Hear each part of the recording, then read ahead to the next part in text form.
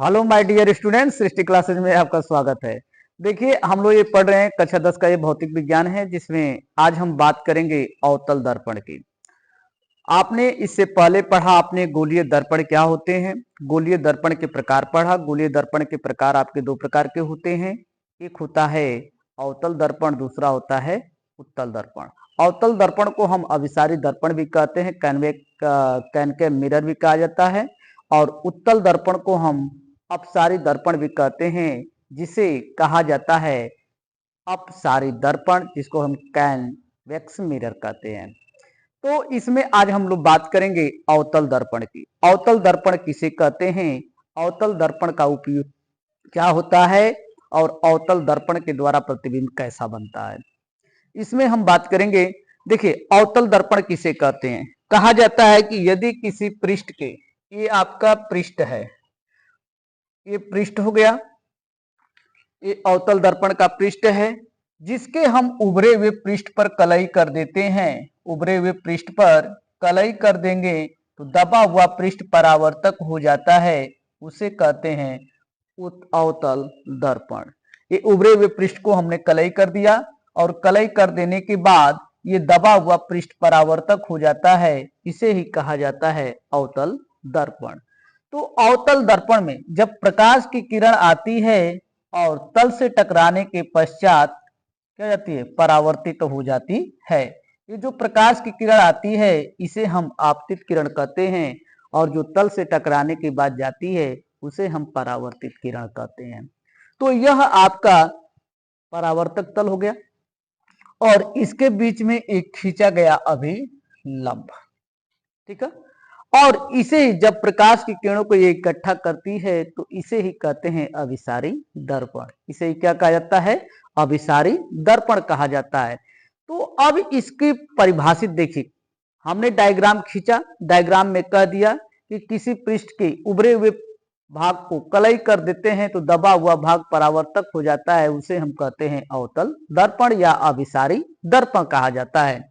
तो अब यहीं पर यह परिभाषा दिया गया है कि ऐसा दर्पण जिसके उभरे हुए पृष्ठ को कलई कर दिया जाए तो दबा हुआ पृष्ठ परावर्तक हो जाता है, उसे हम अवतल दर्पण कहते हैं या अभिसारी दर्पण कहते हैं। अब फिर कह रहा है कि अब इसमें वस्तु को कैसी स्थिति के आधार पर अवतल दर्पण में प्रतिबिंब बनता है, यह देखिए कह रहा है कि वस्तु के प्रतिबिंब को देखने पर, वस्तु का जो प्रतिबिंब है उसे हम देखेंगे। वस्तु के प्रतिबिंब को देखने पर वस्तु को जैसे जैसे हम दूर ले जाते हैं, वस्तु को हम दर्पण से जैसे जैसे दूर ले जाते हैं, तो वस्तु का आकार बढ़ जाता है। वस्तु का आकार क्या होता है, बढ़ जाता है। अब उस वस्तु का आकार बढ़ने पर अब वह क्या होगा, वस्तु का प्रतिबिंब बनता है।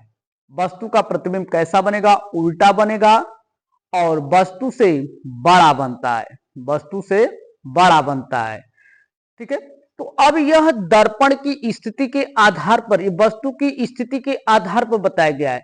जैसे हम पढ़ेंगे अवतल दर्पण द्वारा प्रतिबिंब का बनना, अवतल दर्पण द्वारा प्रतिबिंब का बनना जब पढ़ेंगे, तो अवतल दर्पण द्वारा प्रतिबिंब का बनना वस्तु के स्थिति के आधार पर 6 प्रकार के बनते हैं। वस्तु की स्थिति के आधार पर कितने प्रकार के बनते हैं, 6 प्रकार के बनते हैं। यह 6 प्रकार के बनेंगे, वस्तु के स्थिति के आधार पर 6 प्रकार के बनेंगे, ठीक है। अब देखिए, इसमें कहा गया है कि दो वस्तु जो है वास्तविक बनेंगे, उल्टा बनेंगे, वस्तु से छोटा बनेंगे, वस्तु से छोटा। एक जो है बनेगा वस्तु के बराबर प्रतिबिंब बनेगा, उल्टा बनेगा, वस्तु के बराबर बनेगा, और वास्तविक बनेगा। फिर दो जो है आपके, इसमें दो जो है वस्तु से बड़ा बनेगा, एक वस्तु से बड़ा बनेगा, एक वस्तु से बहुत बड़ा बनेगा, एक वस्तु से बड़ा बनेगा और एक वस्तु से बहुत बड़ा बनेगा। वास्तविक बनेगा, उल्टा बनेगा, वास्तविक बनेगा, उल्टा बनेगा, और वस्तु से बड़ा बनेगा। एक उसमें बहुत बड़ा बनेगा, एक बड़ा बनेगा। फिर एक जो है वस्तु के स्थिति के आधार पर एक प्रतिबिंब जो है वस्तु से बड़ा बनेगा, आभासी बनेगा, यानी कि काल्पनिक बनेगा, वस्तु से बड़ा बनेगा और सीधा बनेगा। ये वस्तु की स्थिति के आधार पर प्रतिबिंब को दर्शाया गया है। लेकिन यहाँ पर हम दूसरे ढंग से पढ़ते हैं, कहा गया है कि वस्तु के प्रतिबिंब को देखने पर वस्तु को जैसे जैसे दूर ले जाते हैं तो प्रतिबिंब का आकार बढ़ता जाता है। फिर इस दर्पण में वस्तु का प्रतिबिंब उल्टा एवं वस्तु से बड़ा बनता है। ये इसके प्रयोगात्मक के सिद्धांत पर इसको दर्शाया गया है। लेकिन वस्तु के प्रतिबिंब की स्थिति पर देखा जाएगा तो उसमें अलग अलग बनते हैं, लेकिन उसमें वस्तु की स्थिति के आधार पर वस्तु का प्रतिबिंब को दर्शाया जाता है। वस्तु की स्थिति के आधार पर क्या है, प्रतिबिंब को दर्शाया जाता है। वस्तु की जैसे जैसे स्थिति रहेगी वैसे वैसे वस्तु का प्रतिबिंब भी बनता हुआ चला जाएगा। तो इसीलिए पढ़ाया जाता है कि अवतल दर्पण द्वारा प्रतिबिंब का बनना कितने प्रकार के बनते हैं, 6 प्रकार के बनते हैं। और उत्तल दर्पण में प्रतिबिंब कितने प्रकार के बनते हैं, 2 प्रकार के बनते हैं। तो आपको 8 कुल प्रतिबिंब कितने पढ़ने होते हैं, 8 प्रतिबिंब पढ़ने होते हैं। तो वही चीज यहाँ पर दर्शाया गया है, कुछ अलग से चीज नहीं दर्शाया गया है। और प्रतिबिंब खींचना भी बहुत आसान है, प्रतिबिंब खींचना भी बहुत आसान है, लेकिन इसके आधार पर ये हम पढ़ा दिए अवतल दर्पण। अवतल दर्पण किसे कहते हैं, यदि किसी पृष्ठ के उभरे हुए भाग को कलई कर देते हैं तो दबा हुआ पृष्ठ परावर्तक हो जाता है, उसे अवतल दर्पण कहते हैं या विसारी दर्पण कहते हैं। अवतल दर्पण प्रकाश की किरणों को क्या करता है, इकट्ठा करता है, सिकोड़ता है, एक बिंदु पर ले जाकर के मिलाता है, उसे ही कहते हैं अवतल दर्पण। और अवतल दर्पण में वस्तु का प्रतिबिंब कैसा बनता है, वस्तु से बड़ा बनता है, वस्तु से बड़ा और उल्टा बनेगा। और फिर कह रहा है उसमें कि वस्तु के आकार, यानी कि जैसे जैसे वस्तु की हम दर्पण से दूर ले जाते हैं तो वस्तु का आकार क्या होता है, बढ़ता हुआ चला जाता है। जैसे अवतल दर्पण प्रतिबिंब पढ़ेंगे तो वह स्थिति के आधार पर दर्शाएगा। फिर कह दिया गया है कि इसका उपयोग किस में करते हैं हम, इसका अवतल दर्पण का उपयोग कहाँ किया जाता है, तो अवतल दर्पण का उपयोग शेविंग मिरर के रूप में, जैसे सैलून में जाते हैं, सैलून में जो कांच लगा होता है वो अवतल दर्पण होता है, जिसकी फोकस दूरी यानी कि जिसका वक्रता त्रिज्या अधिक यानी कि फोकस अधिक मात्रा में बनाते हैं तो उसे अवतल दर्पण कहा जाता है। अवतल दर्पण की फोकस त्रिज्या क्या होती है, अधिक होती है।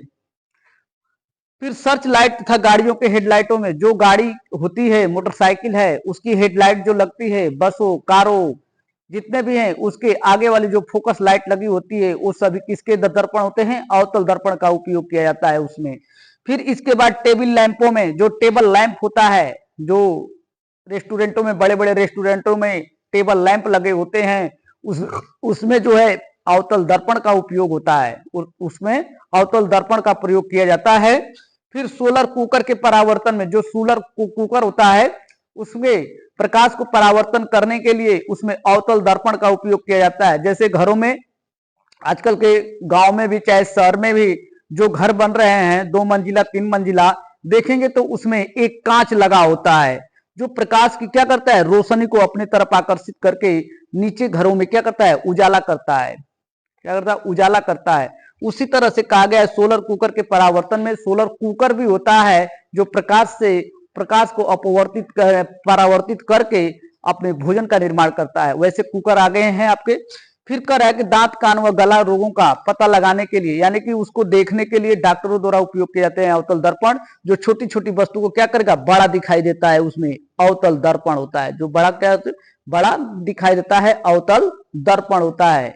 ठीक है, जैसे डॉक्टर लोग प्रयोग करते हैं दांत में, दांत को देखने के लिए, दांत में कौन से कीड़े लगे हुए हैं, दांत में कैसा है, गला नाक में, उसको दर्पण को लगा करके देखते हैं, छोटी छोटी चीजों को बड़ा दिखाई देता है, अवतल दर्पण का उपयोग किया जाता है। तो ये हो गया पूरा आपका अवतल दर्पण। इसी तरह से हमारे चैनल को सब्सक्राइब लाइक शेयर कीजिए और आपको ऐसे ही आपको वीडियो मिलते रहेंगे। बहुत बहुत धन्यवाद, थैंक यू।